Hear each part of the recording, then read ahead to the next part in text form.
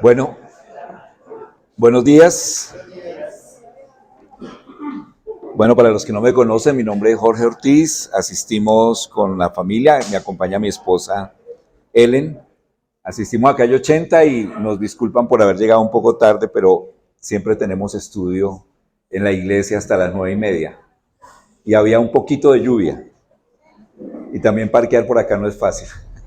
Entonces, pero bueno, aquí estamos. Yo creo que uno de los momentos más, hay una diapositiva que yo le envié a Gilberto, no sé si la tendrán lista. Uno de los momentos más felices de la vida, ¿cuáles son los momentos más felices de la vida? ¿Quién me quiere decir? Para ti, ¿cuál es el momento más feliz de tu vida?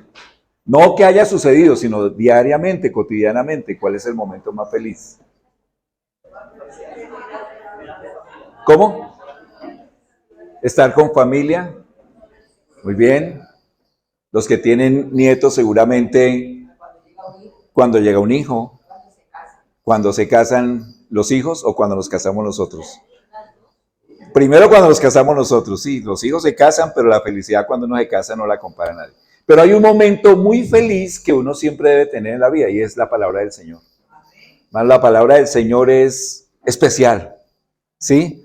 No podemos estar como, sino como tristes, como acongojados, no, la palabra del Señor es preciosa. La palabra del Señor nos dice, la misma escritura es viva y eficaz, ¿cierto?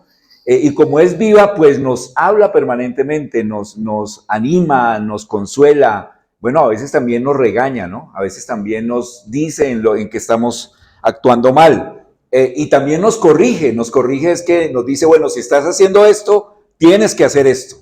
Entonces, por eso la palabra de Dios es emocionante. Yo siempre cuando comparto la escritura, si ponen la diapositiva, porfa, pero que Gilberto la pasaría o no la pasaría. ¿Sí la tienes? Ok. Puedes pasarlas de una vez, por favor. Que cada vez que comparto la escritura abro como de un viaje, ¿no? Cuando uno va a un pasaje de la escritura es como un viaje.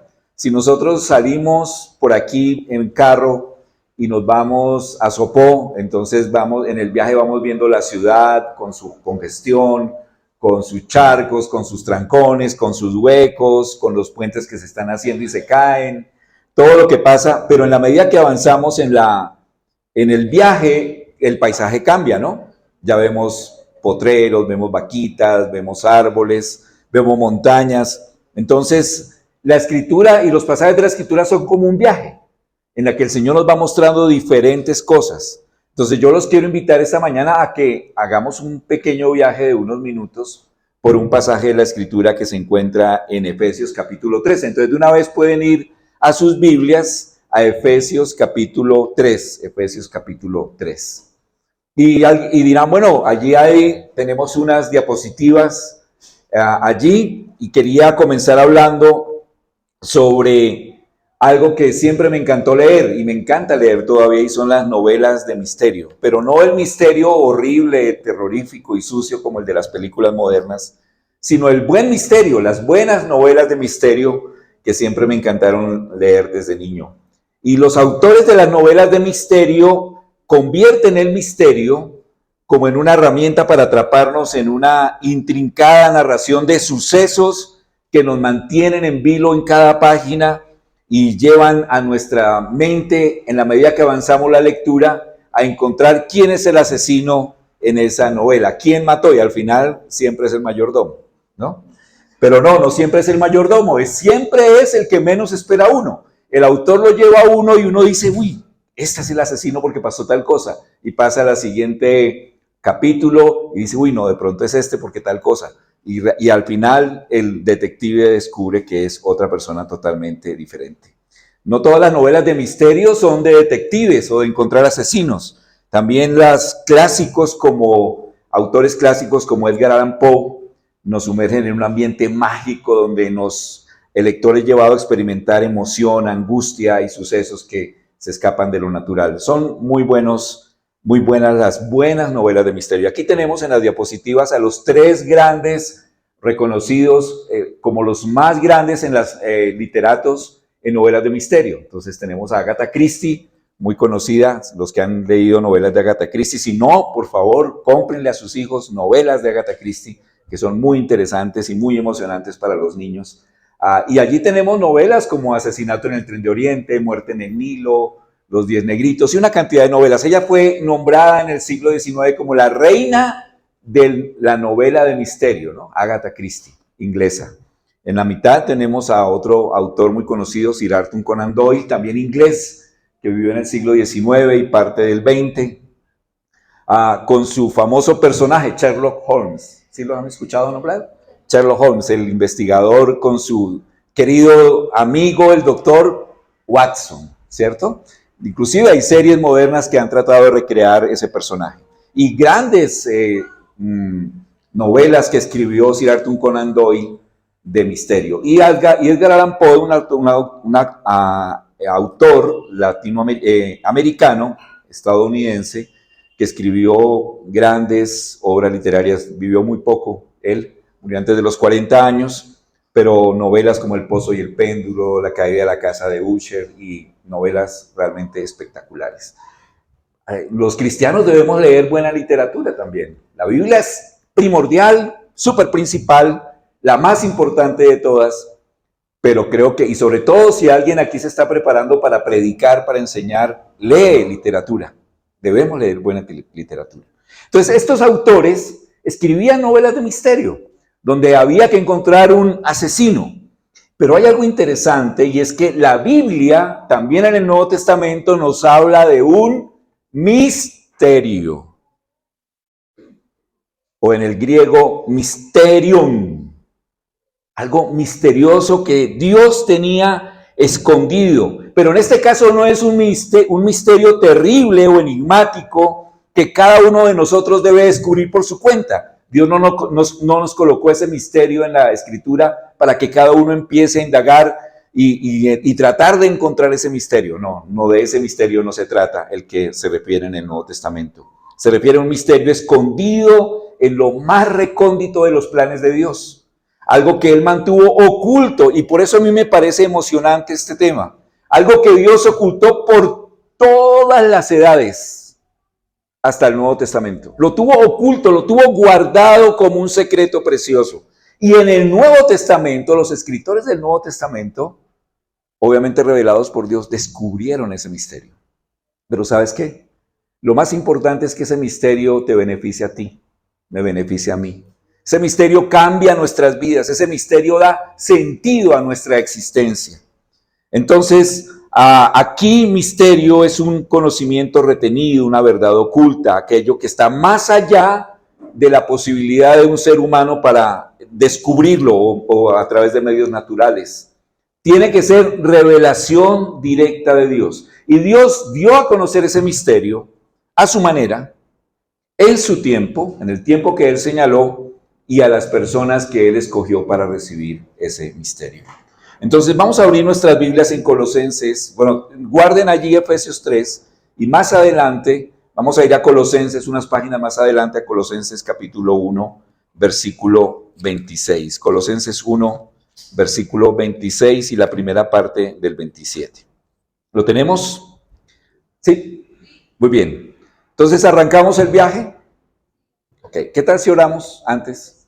Y nos ponemos en manos del Señor. Señor, damos gracias por tu preciosa palabra, por tu espectacular palabra, porque viene de ti, de la boca del Dios eterno, del Dios inalcanzable, del Dios del universo, del Dios invisible, del Dios que tiene todo poder. Y en tu misericordia nos permitiste tener esa palabra en un lenguaje que podemos leer, en un lenguaje que nuestra mente puede entender. Eso es fascinante, Señor. Por eso ayúdanos en este momento a que vamos a escudriñar tu palabra, que tu Espíritu Santo nos ilumine y nos enseñe, porque solamente Él tiene esa capacidad y la autoridad para hacerlo. En el nombre de Jesús. Amén. Muy bien, Colosenses 1:26, dice versículo 26, el misterio, viene hablando el apóstol Pablo, el misterio que había estado oculto, ¿desde cuándo? Desde los siglos y desde generaciones pasadas, pero que ¿cuándo? Pero que ahora, ¿cuándo es ahora? Ya no, cuando los autores bíblicos del Nuevo Testamento estaban siendo inspirados por el Espíritu Santo, o sea, hace poco más de 20 siglos. En ese momento, Dios reveló ese misterio. Ahora, hoy no. Hoy cuando se estaban escribiendo estas verdades. Entonces, pero que ahora ha sido manifestado a sus santos, a quienes Dios quiso dar a conocer cuáles son las riquezas de la gloria de este misterio entre los gentiles. Entonces, un precioso pasaje que nos anuncia el misterio. Entonces, vamos a hablar sobre este misterio desde 4 puntos de vista para los que toman notas. El primero es el mensajero del misterio. ¿Quién fue o quiénes fueron o quién fue el mensajero de ese misterio? El segundo punto, ¿cuáles son los receptores del misterio? Es decir, ¿quiénes reciben o recibimos el misterio? El tercer punto, los beneficiarios del misterio, o sea, los que recibimos el beneficio de ese misterio. Y el cuarto punto, el disfrute de ese misterio. Entonces vamos ahora sí a Efesios capítulo 3, versículo 1. Y vamos a hablar primero, ¿cuál es el primer punto? Para los que tomaron nota. El mensajero del misterio, es decir, ¿quién fue aquella persona que Dios escogió para llevar ese mensaje de ese misterio? Y el versículo, capítulo 3, versículo 1, dice el apóstol Pablo: por esta causa yo, Pablo. Entonces, ¿quién va a hablar sobre este misterio? Pablo. Pablo, que es el autor del libro de los Efesios. Un libro que fue escrito en la prisión. Pablo estaba preso cuando fue escrito la carta de los Efesios. Estaba allí atado, amarrado con cadenas a un soldado romano que lo custodiaba todo el tiempo. Y estuvo varios años allí. Y allí escribió 4 cartas preciosas conocidas como las cartas de la prisión. Efesios, la segunda, Colosenses, Filipenses y Filemón. 4 cartas que él escribió estando preso, se llaman como las cartas de la prisión. ¿Y por qué sabemos que esta fue escrita en la prisión? Bueno, por muchas cosas que no las vamos a hablar aquí, pero aquí lo menciona, dice, prisionero de Cristo, por causa de vosotros los gentiles. Y aquí Pablo no está hablando, yo me imagino si tal vez cualquiera de nosotros estaría preso por el evangelio, muy seguramente estaríamos diciendo, aquí preso, aquí acongojado, aquí desesperado. ¿Y cuántos de nosotros vivimos la vida cristiana así? Hay una amargura en nuestras caras, hay una tristeza en nuestros rostros. A veces llegamos a la iglesia y, bueno, hay que ir a la iglesia. Es como si fuera doloroso, como si fuera obligatorio, como si los pesares normales de la vida nos acongojaran. Y en nuestro rostro muchas veces se expresa eso. Bueno, Pablo tenía muchas razones para estar triste, pero estaba preso. Pero él, cuando habla aquí prisionero de Cristo, lo dice con orgullo. Yo soy prisionero de Cristo. ¿Cuántas veces nosotros hablamos de nuestra vida cristiana con orgullo? ¿Cuántas veces de nosotros, a pesar de las pruebas, estamos gozosos en medio del sufrimiento de la prueba? ¿Cuántas veces el desánimo, aunque lo vivimos, porque no podemos ocultar que podemos tener desánimo, aún así el gozo de Cristo lo sobrepasa? Amén. Entonces, en nuestra congregación hemos estado pasando por momentos difíciles de prueba a nivel de liderazgo, de salud, de familia, en el caso nuestro con mi esposa, con nuestra hija, y dificultades que entristecen. Pero el gozo del Señor debe permanecer, se debe notar, debe ser palpable. Y en la iglesia, cuando cantamos, hermanos, eso debe ser algo que quema dentro de nosotros. Porque si no es así, no estamos viviendo la vida cristiana como la Biblia dice que debemos vivirla. Y Pablo decía, yo soy prisionero de Cristo por causa de ustedes los gentiles. ¿Quiénes eran los gentiles? ¿O quiénes somos los gentiles? Todos los que no somos judíos, ¿cierto? Creo que aquí, ¿hay algún judío aquí de nacimiento? No, bueno, en nuestra casa, nuestro yerno es de ascendencia judía, entonces, pero también es gentil porque es de padre gentil. Pero, y es creyente ahora. Pero en aquella época había una división terrible.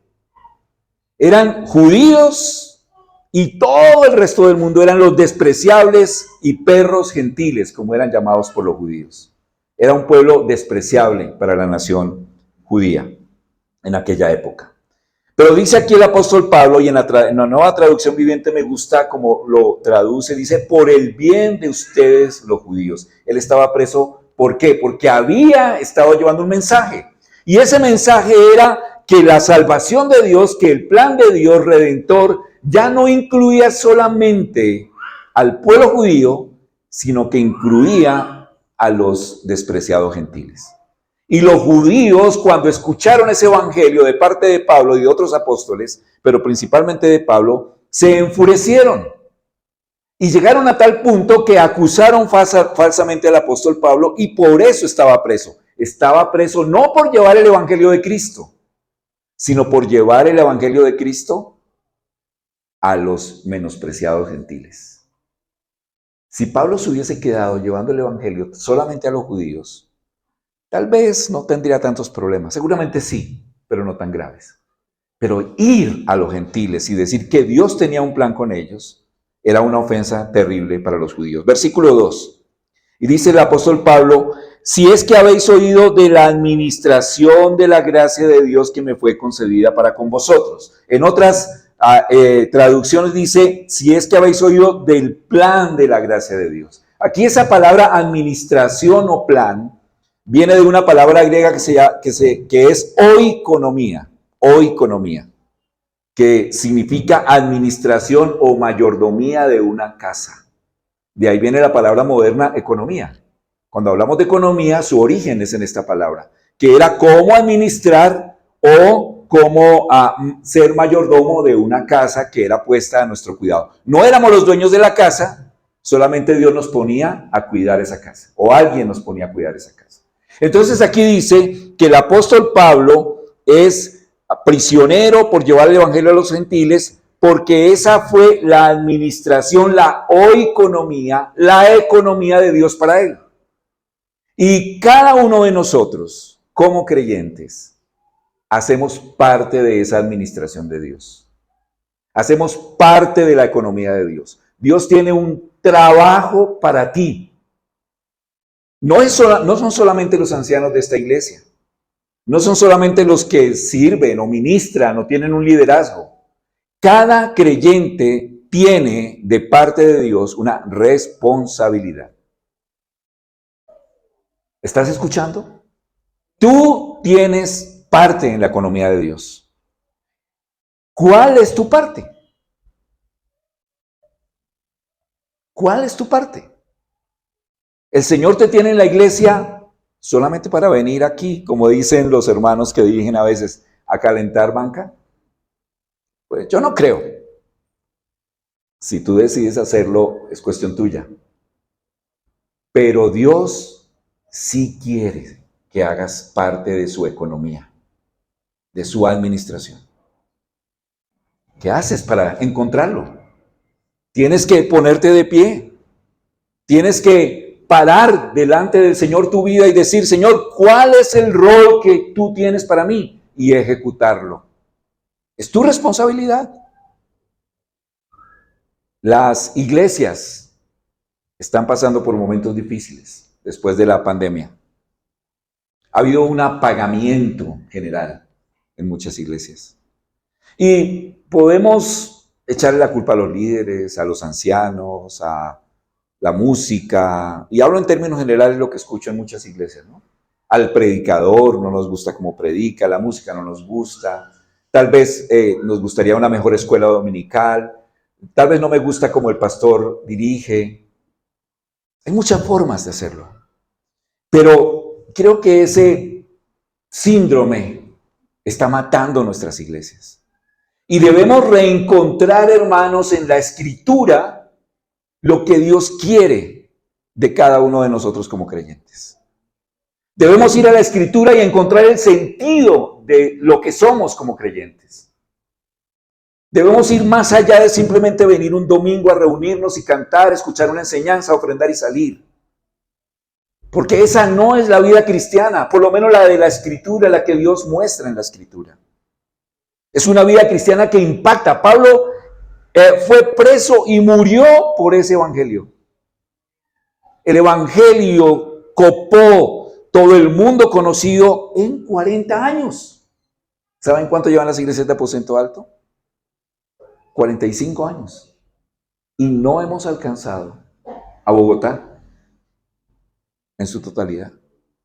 Estos hermanos y hermanas alcanzaron todo el mundo con el Evangelio de Cristo en 40 años. Sin aviones, sin internet, sin WhatsApp, sin medios impresos. Así lo alcanzaron. Entonces, cuando el apóstol Pablo estaba hablando, y por eso me emociona este pasaje, porque este pasaje a mí me ha roto totalmente con mi vivencia cristiana. Y vamos a avanzar más adelante para que no nos quedemos allí. Entonces, dice allí el apóstol Pablo que fue la gracia de Dios que Él me encomendó. Vamos a ir a los versículos 7 y versículos 9 del mismo pasaje de Efesios 3. En el versículo 7 dice el apóstol Pablo, del cual yo fui hecho ministro conforme al don de la ¿qué?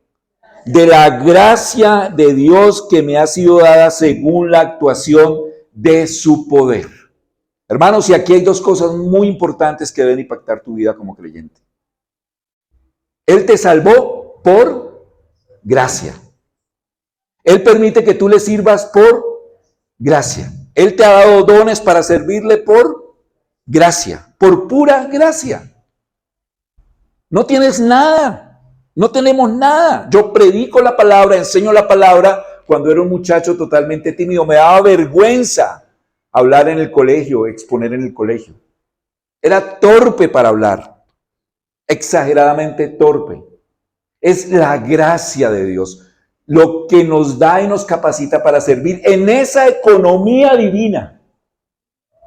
Entonces, cuando reconocemos que es la gracia de Dios la que me ha dado la capacidad y los dones para servirle, pues tengo que estar contento con eso que Dios me regaló. Es como un padre que a cada uno después de morir, aunque este no es el ejemplo, pero para ilustrarlo, le da a sus hijos algo. Cada hijo está contento con lo que Dios le da porque ha sido un regalo de parte de su padre. Los dones son un regalo de parte de Dios. ¿Cuál es tu don para servirlo?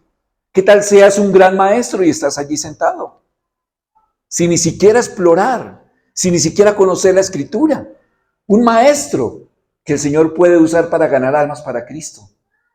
¿Qué tal si tienes un corazón de pastor, de cuidar a otras ovejas y ni siquiera cuidas a tu propia familia? ¿Qué tal si tienes el don de servir? ¿Cuánto servicio necesitamos?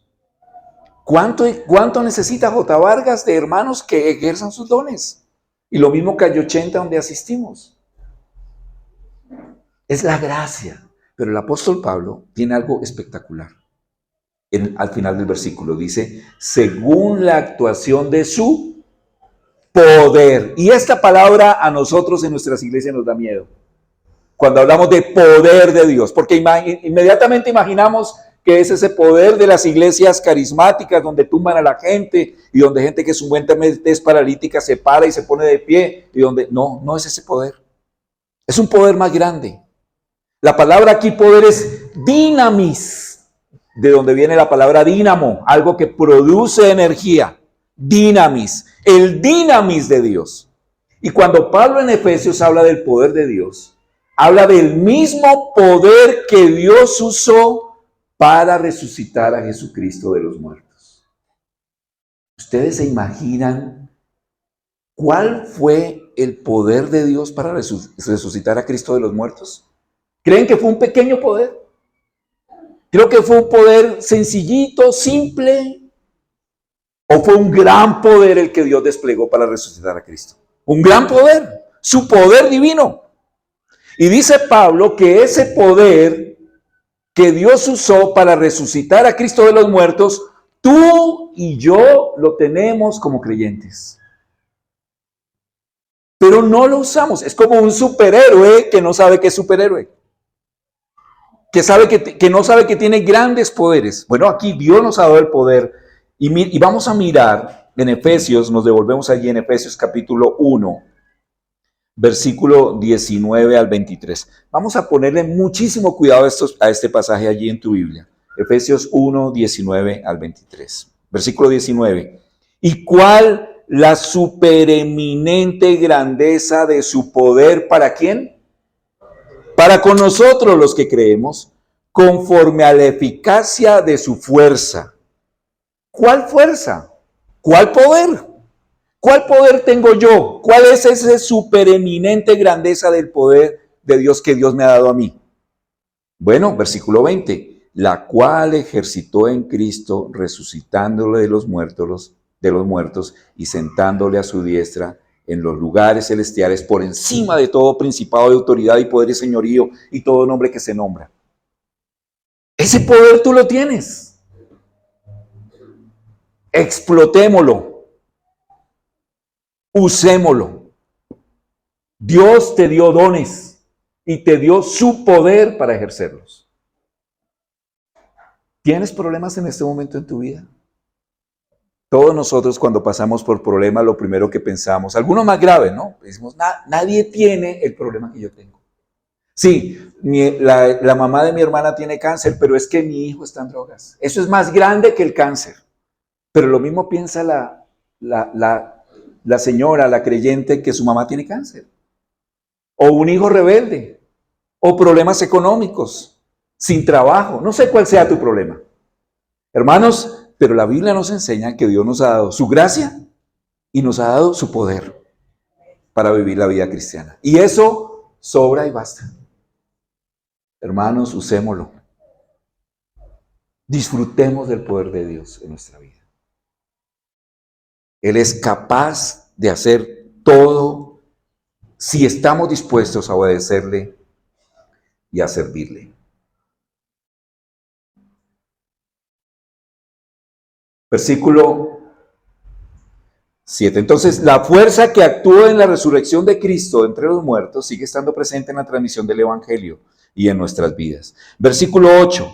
Dice el apóstol Pablo, así a mí que soy el menos que el más pequeño de todos los santos, me fue dada esta gracia de anunciar entre los gentiles el Evangelio de las inescrutables riquezas de Cristo. Aquí hay alguien que se sienta el cristiano más chiquito. Muchas veces nos hemos sentido así. Tal vez hoy te sientes así. Bueno, yo no soy como el hermano Gilberto. Me gustaría ser un cristiano más firme. Yo soy un pobre cristiano. Tal vez no lo decimos con esas palabras, ¿no? Pero nos sentimos como un cristiano de segunda fila. Pablo, cuando decía aquí que era el más pequeño de todos los santos, no lo hacía con una falsa humildad. Realmente él se sentía como el más pequeño, el más indigno. Pero a ese indigno Dios le encomendó esa gran misión. ¿Qué tal si Dios tiene para ti una gran misión y tú no le has puesto cuidado? ¿Qué tal? Reconozco varios hermanos y hermanas que han pasado por nuestra vida. Vivimos mucho tiempo en Medellín y en Barranquilla. Y aquí en Bogotá conocimos del Señor en Aposento Alto y ahora volvimos. Y hemos conocido a muchos hermanos. En estos días en la congregacional nos encontramos con un hermano. Cuando lo conocimos con mi esposa era un jovencito. No dábamos un peso por ese pelado. Un peso. Era inconstante, loco, mujeriego. Venía a la iglesia, pero venía una vez y 3 veces no venía. La última vez que lo vimos decíamos, no, Carlos no dábamos nada por Carlos. Hoy en día es un líder sólido en medio de una de las iglesias de Aposento Alto, con una esposa preciosa y unas hijas preciosas, sirviendo al Señor, dando testimonio en medio del ejército porque es militar. Hermanos, no somos poco en las manos del Señor. No somos poco. El Señor puede hacer grandes cosas. Cuando yo conocí el Evangelio, vivía con mi tío, tenía 18 años, y la esposa de mi tío. Ellos se iban a divorciar, y fue Carlos Ávila y Hugo Rodríguez. Hace muchos años, muchos de ustedes ni conocían al Señor, o no habían nacido algunos de ustedes. Y ellos empezaron a predicarle a mi tío y a su esposa porque se iban a divorciar. Yo estaba ahí, un peladito allá al lado, me tocaba escuchar el Evangelio. Tenía nada más que hacer, me tocaba. Y Dios tocó mi vida. de rebote, podríamos decir. Algún día también mi papá, súper recontra católico, que tenía santos en la habitación y en la billetera, que nos golpeaba cuando éramos chiquiticos por no ir a misa en Semana Santa. Íbamos con Hugo Rodríguez, la persona que me llevó a Cristo, íbamos a Guaté, somos de Guaté. En esa época yo salí desde muy chico de allá, pero le decía a Hugo, vamos a predicarle a todos, a mi mamá, a mis hermanos, a mis amigos, menos a mi papá. No le vaya a decir nada a mi papá. Yo como era nuevecito, me senté con él en la mesa y uno de nuevo, ¿qué hace cuando uno es creyente nuevo? Es como un niño chiquito. ¿Y por qué? ¿Y por qué? ¿Y por qué? ¿Y por qué? Como hacen los niños chiquitos. ¿No? ¿Y por qué esto? ¿Y por qué esto? Uno de recién creyente pregunta, ¿y por qué? ¿Y por qué? ¿Y por qué? Quiere saber más, quiere conocer más, ¿cierto? Cuando el Espíritu de Dios entra en una persona, uno anhela conocer más del Señor. Bueno, mi papá se sentó al lado y le dijo a Hugo, solamente quiero saber una cosa, don Hugo. Llevábamos 10 minutos en la casa. ¿Por qué fue el cambio de mi hijo? Y Hugo le compartió, nunca había visto una persona tan eficiente para compartir. En 3 minutos le compartió el Evangelio a un hombre en esa época de 65 años, de 75 años, recontra, hiper, mega católico, en 3 minutos. Y mi papá recibió al Señor ahí. Y lo que hizo Dios a través de mi papá fue impresionante. A los 75 años, analfabeta, campesino, con todo, con poco para dar para el reino de Dios. Dios lo usó hasta el día de su muerte, predicando el evangelio a los doctores y a las enfermeras. ¿Qué no puede hacer contigo? Si realmente te decides a ser parte de la economía divina, con la gracia y el poder de Dios de tu lado. Mucho. Atrévete a hacerlo. Y en el versículo 9 dice el apóstol Pablo, aquí antes, finalizando el versículo 8, dice, me fue dada la gracia de anunciar entre los gentiles el evangelio de las inescrutables riquezas de Cristo. Cuando estaba estudiando el pasaje me puse a investigar qué significa inescrutables. La palabra inescrutables es algo que no se puede discernir, que no se alcanza a entender, que no se alcanza a descifrar, que no se puede trazar. Algo que está totalmente fuera del alcance de del razonamiento humano. Y dice que nosotros como creyentes, hermanos, somos ricos. Y alguien dirá, Jorge, pero ese es un discurso populista, como lo que... No. Tal vez no riqueza física, monetaria, porque esa riqueza física y monetaria, si la tuviéramos, ¿hasta dónde llega? Hasta el día que ya no estemos acá. ¿Y la disfrutarán o la desperdiciarán los que quedan? Pero las verdaderas riquezas, dice el Señor Jesucristo, no están acá. Nuestro verdadero tesoro está en... ¿Pero por qué en los cielos, hermanos? Hay algo más. ¿Por qué mi riqueza está en los cielos? Porque mi ciudadanía es allá. Hermanos, aquí estamos de paso. Aquí estamos de paso. Eso es como, y a veces he colocado el mismo ejemplo. Tengo mi tarjeta de débito, Bancolombia. Bueno, ese papelito es para que no me la clonen con un aparatico. Esta cuenta, creo, no, la verdad no estoy seguro ni dónde abrí la cuenta. Creo que cerca del aeropuerto El Dorado, hace años. Bueno, ahí tengo mi plata, la plata de mi nómina. Cuando viajo por mi trabajo viajo mucho en Colombia. Estoy en Cartagena, voy al cajero y saco del cajero mi plata. Mi plata no está en Cartagena. Mi plata no está en el cajero de Unicentro cuando voy a Unicentro o en el cajero aquí de San Victorino cuando voy a San Victorino a sacar plata por el cajero. Mi plata está en el banco. Pero yo tengo acceso a ella a donde voy. Hermanos, nuestras riquezas no están acá.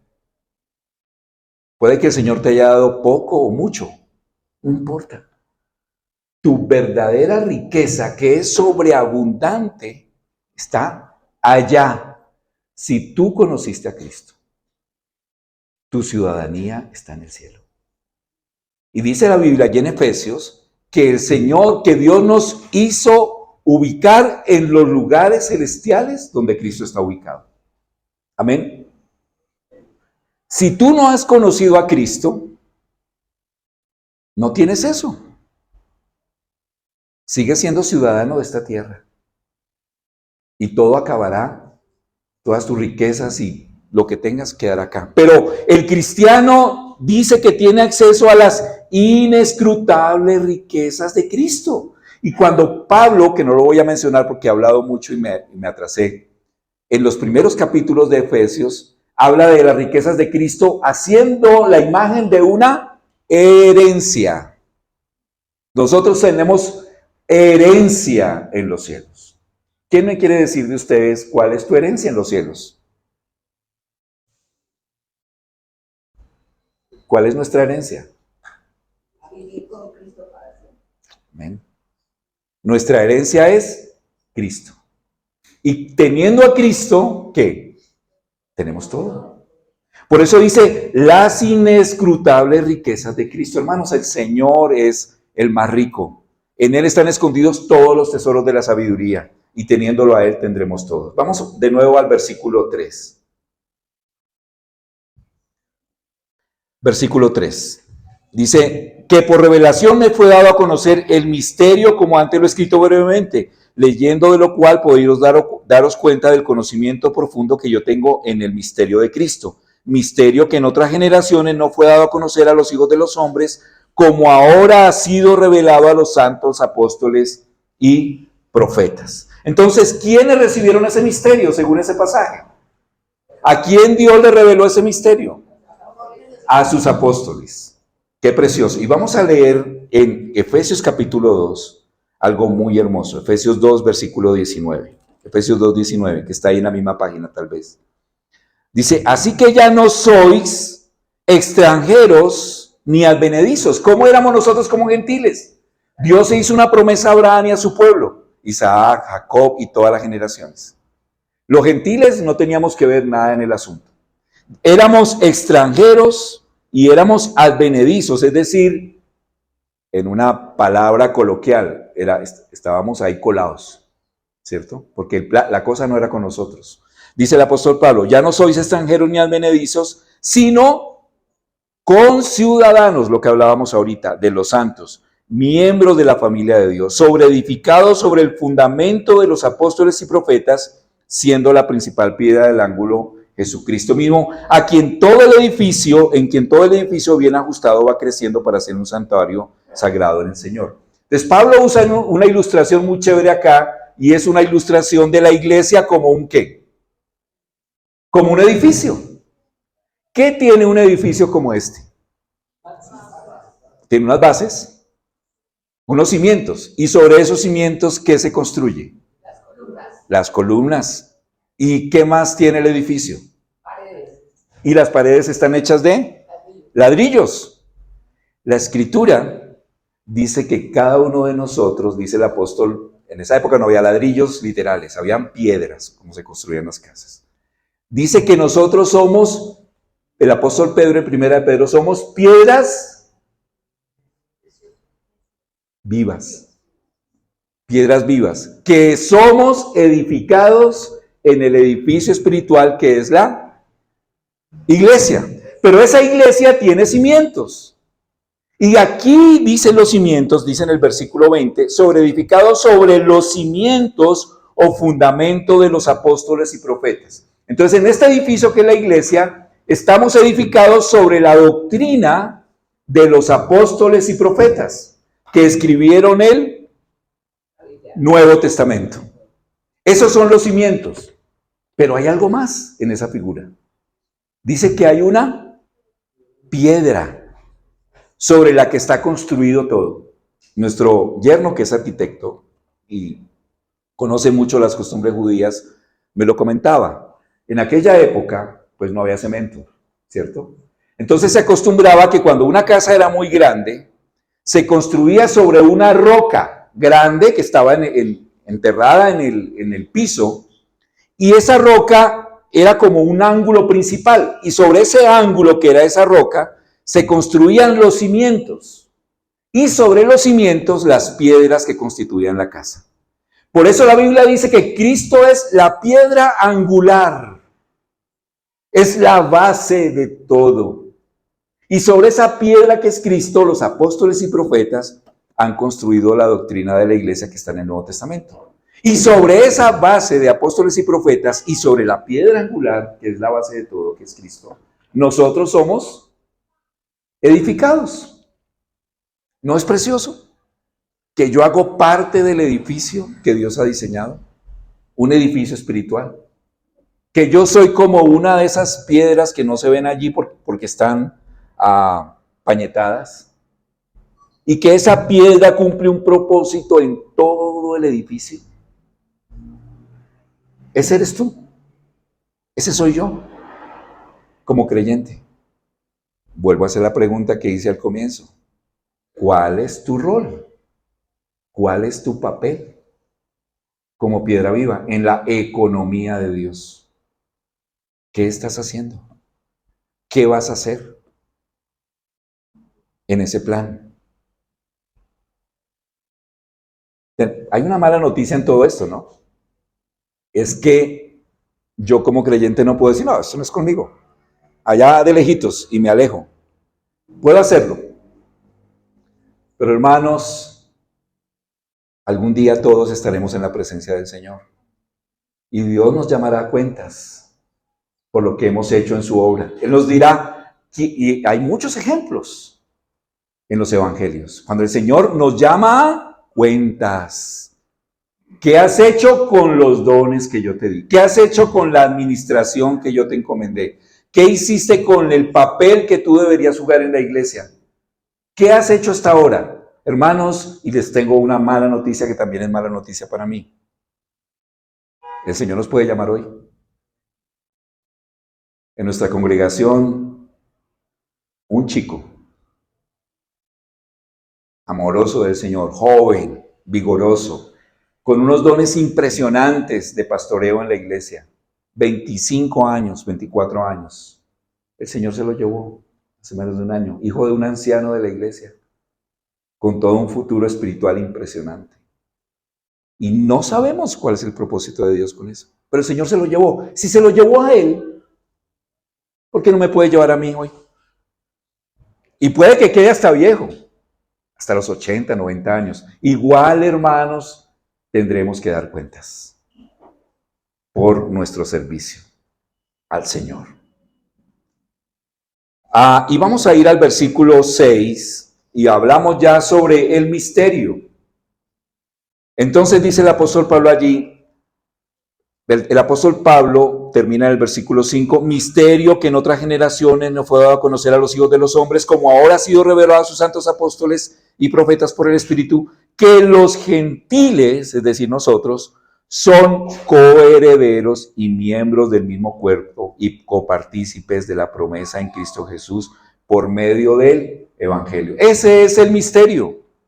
Nunca la raza humana, nosotros, dice, bueno, pero eso es, ¿cuál misterio es ese, Jorge? Ya sabemos. Yo soy gentil y ya hago parte de la iglesia. Pues no, hermanos. Sí lo conocemos porque ya lo sabemos. Eso es como una novela de misterio, ¿no? ¿Sabes cómo funciona una novela de misterio? Mientras tú no has llegado al final, uno, uy, pero ese es el asesino, y pasa, uy, no, ese no es este, y pasa, uy, no, entonces, y queda uno, ¿quién es? Cuando llega al final, ya sabe cómo es la película. Y cuando uno llega al final, entiende que todas las pistas que el autor fue dejando durante la novela. Así somos nosotros. Como ya conocemos el final, no lo disfrutamos tanto. Tenemos que disfrutarlo. Porque en aquella época, lo que el apóstol Pablo y otros apóstoles estaban revelando, que los gentiles éramos copartícipes y coherederos del reino de Dios, era algo súper, recontra, como dicen los jóvenes, mega, ultra novedoso, revolucionario. Inentendible para los judíos. No lo podían comprender que un gentil como nosotros llegara a ser parte del plan de Dios. Pues hermanos, sí lo somos. Y si tú entregaste, ¿hace cuánto entregaste tu vida a Cristo, hermano? ¿Hace cuánto entregaste tu vida a Cristo? ¿Cuánto? No, al hermano. 9 años. ¿Y a ti? ¿Hace cuántos años? 20. ¿Y tú? ¿Hace cuántos años? 16. ¿Hace cuántos años o meses le entregaste tu vida a Cristo? ¿Tú? 6 años. ¿Y tú? ¿Cuánto? 21. ¿Y tú? 10. ¿Hace cuántos? Ese día en el que tú creíste, entraste a ser parte de la herencia de Dios. Entraste a ser parte del plan de Dios. Y no lo merecías, ni yo. La promesa no era para nosotros. Llegamos de rebote. Dice en Romanos que fuimos como un injerto metido en una planta, la planta original. Y es como si Dios hubiese abierto. ¿Saben? Las mujeres son expertas en eso, ¿no? ¿Cómo se hacen los injertos? Se rompe el tallo y el injerto, que es otra planta diferente, se injerta en el tallo y de ahí sale un nuevo árbol. Eso somos nosotros, un injerto que Dios diseñó. No merecemos nada realmente. La misericordia de Dios nos injertó.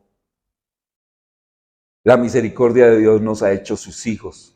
La misericordia de Dios nos ha perdonado. La misericordia de Dios nos ha restaurado. La misericordia de Dios nos ha dado dones. La misericordia de Dios nos permite servirle. La misericordia de Dios nos permite amar a nuestros hermanos. Nos permite amarle a Él. La misericordia de Dios nos va a permitir ganar almas para Cristo. Que algún día cuando estemos en su presencia alguien diga, yo estoy aquí porque Él me compartió el Evangelio. Yo estoy aquí porque Él me consoló con la palabra. Yo estoy aquí porque Él me instruyó en la palabra. Hermanos, y tú hace 5, 10, 15 años, 20 años, 9 meses, o hoy que entregues tu vida a Cristo, eres parte de eso. ¿Entienden por qué les digo? Y me emociono cuando enseño este pasaje. Porque es emocionante. No teníamos nada. Y Él nos dio todo para su gloria y su honra. En Cristo, dice la Nueva Traducción Viviente en este mismo pasaje del 11 al 14, en Cristo también fuimos hechos herederos, pues fuimos predestinados según el plan del que hace todas las cosas conforme al designio de su voluntad, a fin de que nosotros, que fuimos los primeros, hablando de los judíos, en poner nuestra esperanza en Cristo, seamos para la alabanza de su gloria. Y ahora para nosotros, dice, en Él también ustedes, o sea, nosotros los gentiles, cuando oímos el mensaje de verdad, el evangelio que les trajo la salvación y lo creyeron, fuimos marcados con el sello que es el Espíritu Santo prometido. Esto garantiza nuestra herencia hasta la redención final del pueblo adquirido por Dios para la alabanza de su gloria. Efesios 1 del 11 al 14. Amén, hermanos. Amén. Fuimos llamados para la herencia eterna de su gloria. Punto. Todo cobra sentido con pasajes como este. Todo cobra sentido para mi vida, para entregar mi vida. Todo cobra en Calle 80, y con esto quiero terminar. En Calle 80 estamos, tal vez no alcancé a mencionar todo lo que quería mencionar, pero no importa, el Señor dirige. En Calle 80 estamos en un proceso de abrir una nueva obra. Calle 80 es una obra que tiene 22 años y hasta ahora estamos pensando en abrir una nueva obra. Consideramos que nos demoramos. Tal vez debimos haberlo hecho antes, pero no importa, ya hoy entendemos que necesitamos expandir el Evangelio. Hoy hay familias jóvenes, familias adultas que están entrenándose, que están aprendiendo. Muchos de ellos llevan años en la iglesia y hasta ahora están entrenándose en cómo servir en la iglesia después de muchos años. Nunca es tarde. Jóvenes, parejitas jóvenes que apenas se casaron, están entrenándose para enseñar a otros. pensando en la nueva obra, en llevar el evangelio a otra zona de Bogotá. ¿Qué querrá Dios con J. Vargas? Creo que lo mismo. Creo que lo mismo. Que de aquí a unos meses, en pocos años, de aquí será una nueva obra para el Señor. Porque para eso somos llamados, hermanos. Ese es el reto que el Señor coloca en nuestra vida. Y termino con el capítulo 3, versículos 10 al 13. ¿Cuál es el propósito de todo esto? Para que la multiforme sabiduría de Dios, la palabra multiforme aquí es súper chévere. La palabra multiforme es una palabra griega que habla de un lienzo, como ven ese aviso allí, pero como si fuera un lienzo lleno de infinidad de colores. ¿Saben cuántos tonos de colores existen? Son infinitos. Un azul puede tener infinidad de tonos, miles de millones de tonos. Cuando la Biblia habla de multiforme, habla de un lienzo en el griego, de un lienzo que tiene infinidad de tonos. Así es la sabiduría de Dios. Es infinita como obra en cada uno de nosotros. Para que la multiforme sabiduría de Dios sea dada ahora a conocer por medio de la iglesia a los principados y potestades en los lugares celestiales, conforme el propósito temporal que llevó a cabo Cristo Jesús nuestro Señor. ¿Ah? Muy bien, hermano, el propósito eterno, no temporal, que sobrepasa las edades. Miren lo que dice, versículo 12, en quien tenemos que libre acceso y seguridad. Libre acceso. Anteriormente, tenía que haber para los que estudiaron hebreos acá, tenía que haber un sumo sacerdote. Y ese sumo sacerdote era el intermediario del pueblo a Dios. Y ese sumo sacerdote podía entrar solamente una vez al año para ofrecer sangre por el pecado de él mismo y de todo el pueblo. Y había un velo que era imposible pasar, solamente él lo podía pasar una vez al año. Nadie más lo podía pasar y él solamente una vez. Ahora en Cristo tenemos libre acceso. Confianza y seguridad, también lo menciona en Romanos capítulo 5. Con confianza por medio de la fe en Él, en Cristo. Por lo cual pido, y creo que este es el mensaje que quiero dejar hoy, por el cual pido que no desmayemos a causa de las tribulaciones, que esas tribulaciones son, ¿qué? ¿Cómo termina el versículo? Nuestra gloria. Hermanos, los sufrimientos son nuestra gloria. Por eso, si tú no conoces el Evangelio, conocer el Evangelio es lo más espectacular que te puede pasar. Pero vas a sufrir. Porque si nuestro Maestro sufrió, nos corresponde igual. Pero los sufrimientos son nuestra gloria. ¿Cuántas parejas hay? Levanten la mano las parejas que hay aquí de casados. ¿No? Les voy a hacer una pregunta. ¿Cuáles han sido los momentos de mayor edificación y aprendizaje en su vida matrimonial?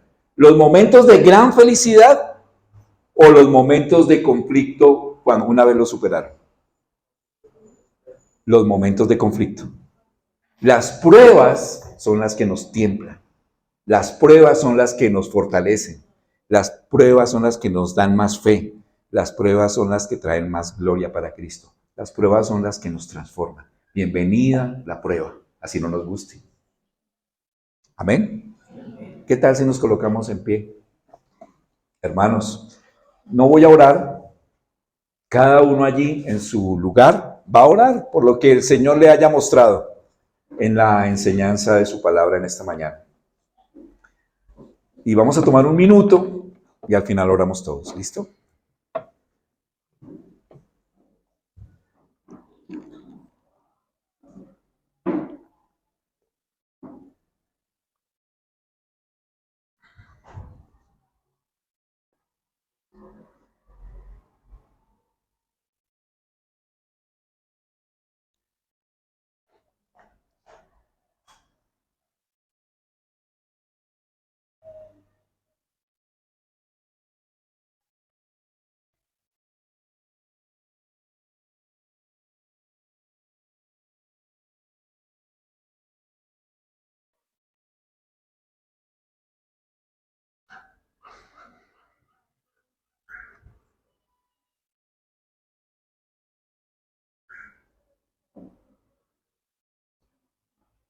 Amado Señor, gracias por tu misericordia. Dios del cielo, gracias por tu multiforme sabiduría infinita. Gracias por cómo tratas con nuestras vidas. Tú conoces la lucha de cada uno de los que estamos aquí en tu presencia en esta mañana.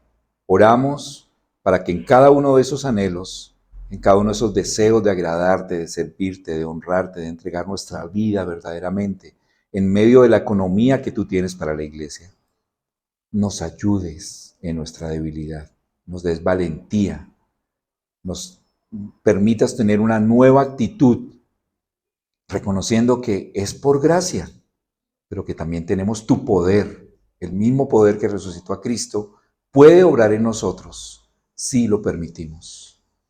Y a través de ese poder podemos vencer, podemos gozarnos, podemos aprovechar, podemos madurar a través de las tribulaciones que son para nuestra gloria, pero que en últimas todo redunda en que te demos la honra, gloria y alabanza sola y únicamente a ti como nuestro Dios soberano y al Señor Jesucristo, quien nos salvó, quien nos redimió, quien nos lavó del pecado y quien nos ha permitido tener una herencia eterna en Él.